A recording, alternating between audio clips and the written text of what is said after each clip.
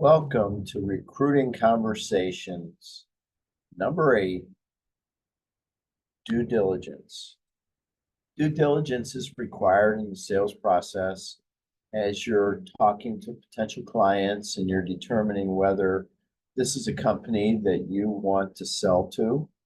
Some of it could be a credit check. There could be other pieces that in the due diligence that are important. And by the way, today I am bringing this to you from a Viking River Cruise in Austria. Let's get started. Due diligence in recruiting has 3 different pieces. One is the background check. The second is sometimes, with CFOs and people hand money, you might want to do a credit check with them. And then a third is very important, and it's a reference check, because the reference check will help you determine whether the person is a cultural fit or not. And a cultural fit is important because most companies, that's their complaint. We can't find people who meet our culture, who will fit in. And if you're not doing reference checks, I'm sorry, you're not going to find them. So let's talk about number 1. Let's talk about the importance of due diligence. Several of my clients have been involved in mergers and acquisitions. And if due diligence isn't performed on those different companies that they're thinking about acquiring, then the problem will come up potentially that what you were told is not what actually happens. So doesn't that happen in interviewing? Especially people who are sales guys and saleswomen. They know how to sell you. And if you do not do the due diligence, you don't know if what they're saying is true or not true. You also want to do a background investigation. And that's simple. You check on degrees, you check on dates of employment, you check on whether the person has done what they've said they've done when they've said they've done it. I had one candidate back in, 1989, and he had only a month gap in employment.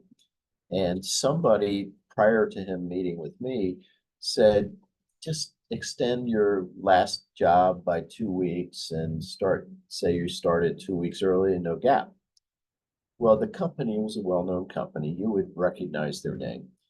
And he did that without even my knowledge, because I would have said, whoa, time out, don't do that.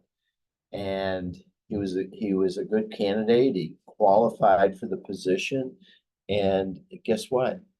He was told that he got an offer, and the Friday before he was supposed to start on Monday, he was told, don't show up. The offer's been rescinded because you lied on your resume and your application.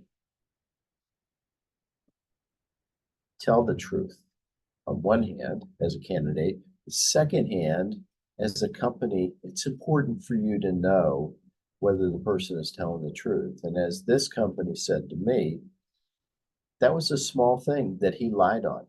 But if he lied on a small thing, would he lie also on a big problem? And the answer is, yeah, probably so, because that's kind of a base when you talk about the interviewing process. What people have done in the past is similar to how they'll handle the situation in the future. So do that background investigation. It's important. The other thing that you want to consider, if your company is not doing it, make sure you conduct reference checks. Now, reference checks aren't what HR makes them sometimes. Sometimes all HR wants is, did the person work when they said they worked? Did the person have the right title? where they're eligible for to be hired again, that doesn't help you figure out whether the person's a good match or not for your culture. All it does is verify employment. So ask good questions. What frustrates Jan? How does she show her frustration? How do you feel Bill will react in this type of situation, which is one that he will probably face in the future? So ensure that you are asking the right questions during reference checks, and that'll help you determine whether the person is a correct fit or not. We are often told, or I've been told by many companies, even by CEOs, that, hey, you know what? We don't do reference checks because we could be sued for them. I got news for you. You could be sued for anything that you do. Anything. Question is, will they win the suit? Number one. And number two, if you don't train your managers how to properly interview, you can get sued. If you don't train your people how to properly provide the service that you're promising and selling to companies, you can get sued. If you don't properly notify governments or companies or clients of your financial situation, you can get sued. You can get sued for anything that you do. So don't use that as an excuse for reference check or to not do a reference check. So this is the end of this particular session because I'm running out of time, but I'll see you again and maybe again while I'm on this cruise. So thank you and have a great day. And I'll catch up to you next time. And have fun.